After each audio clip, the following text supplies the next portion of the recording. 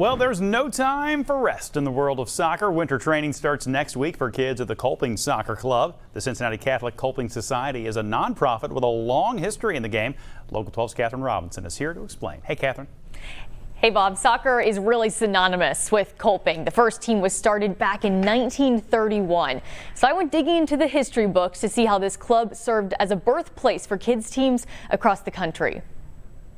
Flipping through the pages. This is one of the very first soccer teams right here. The memories make it feel like it could have been yesterday. We played with some old rags tied together. We didn't have a ball or anything. Until you consider everything that's changed. 1950s to 2019, where it was mostly male dominated, now it's mostly girl dominated. Everything sparked from one moment in time. A group of parents from Finneytown, they came up there and they wanted to know what it would take. What it would take to start an organized youth soccer program before the mid-60s is not something you could find almost anywhere.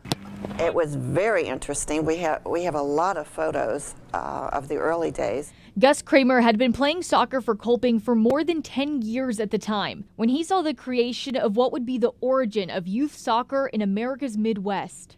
I would have never dreamed of that.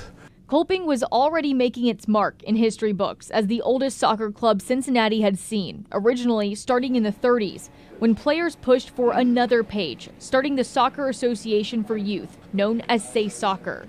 Say Soccer started in Cincinnati. They have areas and teams playing in Alaska now. So, I mean, it's an honor and a privilege to be part of something that's been going on for years and years.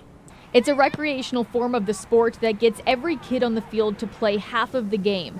It's created a foundation in players like Walt Dewar, president of the Kolping Soccer Club, and Gus's son Joe, who came out kicking. I was just born into it, and it's helped me become a better person. Joe is one of many success stories to come out of Kolping, playing for Ohio State and still reffing games today. Hey guys, come on. Today, soccer at Kolping looks different. It's dominated by girls' teams who know how they got here. All the coaches I've had at Kolping have supported me so much. They've made me a better player. They haven't just taught me how to play the game, they have taught me how to play like your role in life and how to be a better person. For Gus, the growth is mind-boggling. Surprised that it grew that big. Would have never dreamed of that. For those on the field, they're the authors of another page, ready to be written into history. You know, I think it's amazing seeing now, we all know how big youth soccer is, but seeing where it came from, because now they have 26 teams specifically at Kolping, and 16 of those are girls teams.